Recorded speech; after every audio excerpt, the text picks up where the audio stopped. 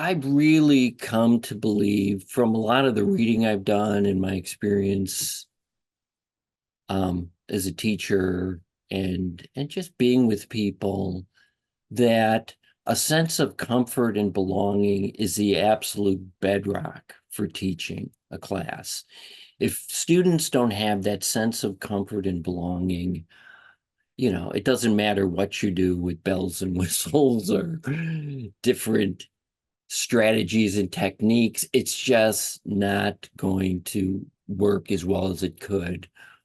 Students need to feel comfortable with the other students in the class and with the professor, feel like they're not being judged, that they'll be treated with respect and kindness. And once that's there, then all that anxiety that's been built up over the years about school and being in front of peers and talking to a teacher, that really diminishes once they get that sense of comfort and trust. The other thing I've learned in terms of building communities, I've really come to trust the students to relate well to each other. These students overall are really open to each other and they're good with each other. And so I trust the students now to relate to each other. And also, one thing I do to build community is if I break the students up into small groups to discuss the topic, and then, my hope is we'll quickly wrap that up and then talk as a large group and move on to the next thing. If students are really excited talking to each other, it's like, I'll just let it go, let them talk to each other about who knows what. And sometimes I can hear it's like, oh yeah, in my car, this and that. And oh, we went out to wherever. It's like, I know they're way off topic, but hey, part of the topic is getting to know each other. But for me, the real game changer at teaching the first year seminar was when I started learning something I was really, really not naturally good at, which was yoga. So I started doing yoga before the pandemic, and then I continued it. And I had so many preconceived ideas of what yoga was, and I had so many sort of negative ideas about my own capacity to do yoga. I don't look like someone who does yoga. I'm like not one of these people who goes to a yoga studio. Like, but I really wanted to, and I tried, and I learned a lot about what it's like to learn something new and what it's like to put yourself in a space where it's not familiar and it's you don't know what to expect and you're not entirely sure that you can do it.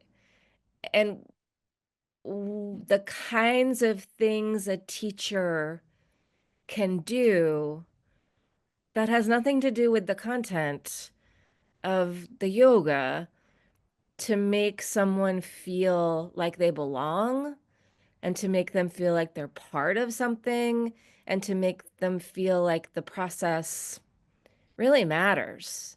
And the final thing is, I everybody during the pandemic did yoga with Adriene and I did a lot of yoga with Adriene, right? Adriene was sort of a dorky girl who became a YouTube sensation, and she would always say, "This is your practice. This is yours. It's not anybody else's." And remembering that that's students' college experience, their learning experience, their journey, their lives are theirs. And like getting to be part of that, getting to be like there with them as they take the first steps into that is a gift and it's a privilege and it has literally nothing specific to do with the content that I'm teaching. So I think it's like one part of building community is simply acknowledging that you're in a room full of people and that having the space for them to share some of their experiences casually, anecdotally, highs and lows, right? Cami Condi is like the pro of some of these activities. Just kind of like just holding that space for a little while. And then, so I think that's one part of it. Another part of it is activities outside the classroom, right? So students are different outside the classroom. They just are. They're more themselves. And then if you can get them outside the classroom somewhat early on, even if it's to go to the library, right? And sort of build in some of that academic thinking that the library is an important space and more things happen here than taking out books, right? But if, going downtown, doing a scavenger hunt, going on a ghost tour, right? So like it taught me really early on, like get them out of the classroom, plan an activity, do a project, like work on something together. Yeah, it's funny. My favorite part or favorite activity has been um, going to Forest River Park at least once, sometimes twice, and bringing bagels and hot chocolate. And the students love it too. Some of them know Forest River Park, some of them don't. And so it's really eye-opening for those who don't know it to think, my gosh, this is right here next to campus. And it's fun. And it's beautiful. And so that's really a favorite of mine. Um, Getting the bagels and getting the cream cheese and getting the hot chocolate, it takes a little bit of effort, but then there's almost no agenda for the class. We just eat and walk around. Sometimes I bring my daughter's dog, who the students love. They love petting her, and she's a great dog. So that's great. So that's a favorite part. I mean, the thing is about the community is not just the community within the classroom, it's also the community within the university. So for me, what I've really found really helpful, and I'm doing it more and more and more every year, is to have a lot of guest speakers. And we have fantastic colleagues on campus, whether it's people in academic departments or staff in other offices that are so generous with their time.